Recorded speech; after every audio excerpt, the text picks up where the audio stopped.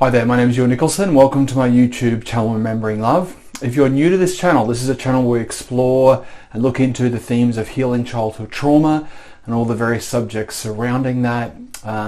If you like that kind of content, you can click on the like and subscribe button. I pretty much put out videos every week. If you're not new to this channel and you've come back to watch another video, welcome back. Thank you very much for coming back. Now, today, the subject of today's video, the theme of today's video, is it's okay to have a bad day, giving yourself permission to have a bad day when you're healing childhood trauma. So this is a little bit of a reminder or a bit of a public service announcement to keep in mind when you're on this journey of healing childhood trauma, you will have bad days. You'll have days that just feel like you don't feel like the way you want to feel. You feel sad, depressed, anxious, worried, fretful, panic, stressed, etc. And maybe all within the same hour. And that is perfectly normal, it's perfectly natural, and it is part of this healing process. Now you could say, well, it's obvious it's okay to have a bad day. Everyone has bad days. But I think when you're on this journey of healing childhood trauma, bad days can feel, first of all, more amplified. So when they feel bad, they can feel really bad.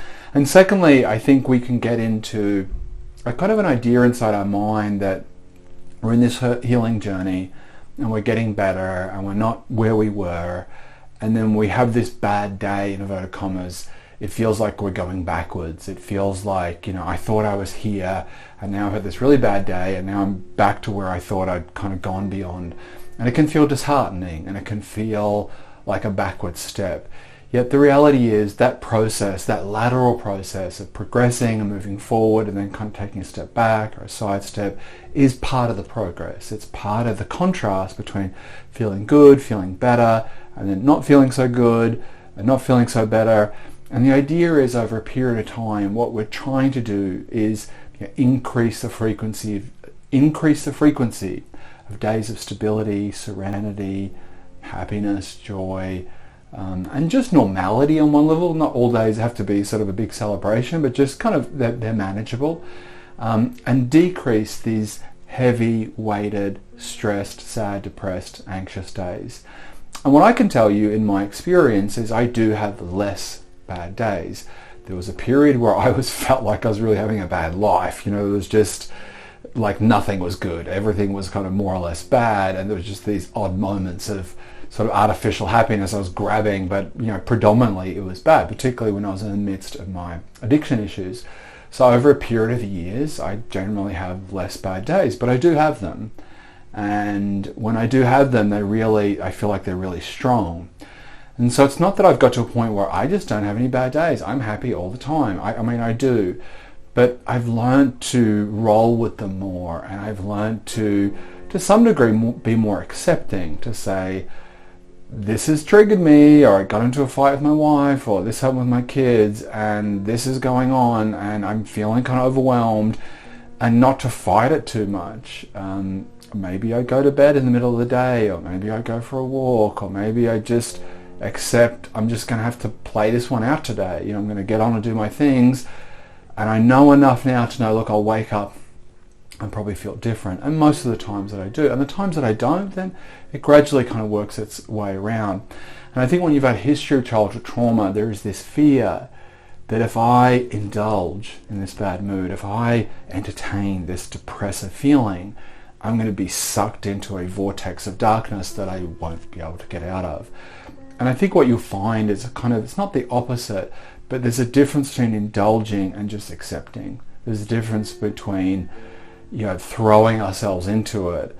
And I think for most of us, there isn't a danger of, even the word indulging is kind of loaded, it's like 4 donuts or indulging in this depression. We love it so much. It's not really like that. I mean, we don't really choose it. None of us want to feel sad or depressed. So by feeling it, by allowing ourselves to be present with that negativity, we're not indulging in it. We're just trying to be honest and say, well, whether I like it or not, here I am feeling this way.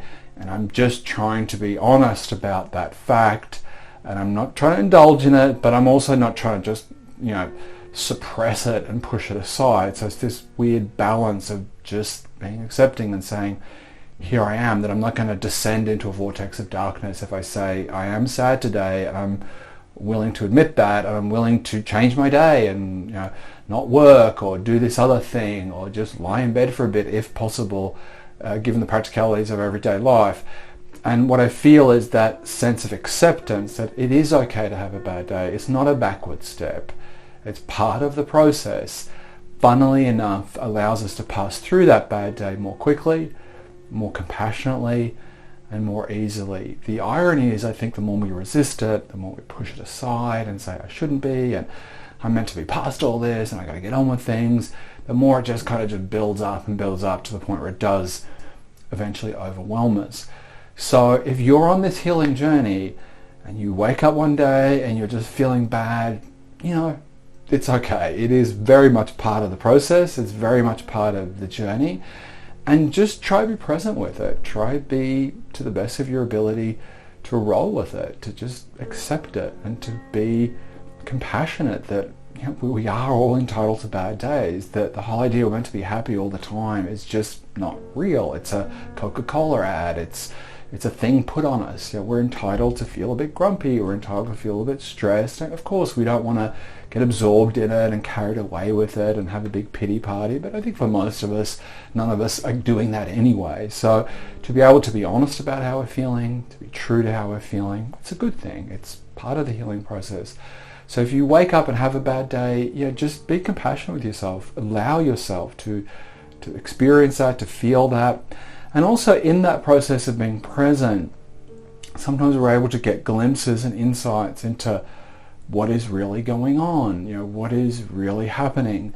I'm noticing more for me, and this is something that as I've paid more attention to my bad days, or for me it's a lot about stress. Like I have a bad day, I feel really, not really sad, I just feel kind of overwhelmed and kind of stressed and sort of this interior kind of panic. And I can see my mind looking for ways to discharge that, particularly through eating, through comfort eating, through television, through getting lost. I can feel this sense of I can't handle it and I'm going to look for something to distract myself from it. And it's an interesting thing to observe, to feel like the unconscious compulsivity of some of these distractions and activities and numbing effects, although they're not as extreme as alcohol and drugs, they're kind of subtle versions of this. Yeah, I can't handle this overwhelmed feeling, and I now need to find ways to kind of, yeah, alleviate it. That awareness of that only comes from the ability to be present with it, to say, oh, I'm feeling that, I'm with it enough, I'm conscious of it enough to see this link between this thing and that thing. But if I'm denying it, or I'm saying, no, I shouldn't be stressed, and I need to do this more, and just using it as an entry point of shame, then, you know, I miss the opportunity to see the links, to see what's beneath it, you know, what's going on in my mind, like what happened the day before, like what's really accumulating, just to be more conscious that I arrived at this point, not magically, like things have accumulated that I've maybe denied and avoided. So the process of being present with our bad day also gives us the opportunity for insight, for comprehension, for understanding what underlies it in such a way that maybe while we're not in a bad days, we can work on those things, or work to not allow those things to build up, to limit the impact and intensity and frequency of those bad days.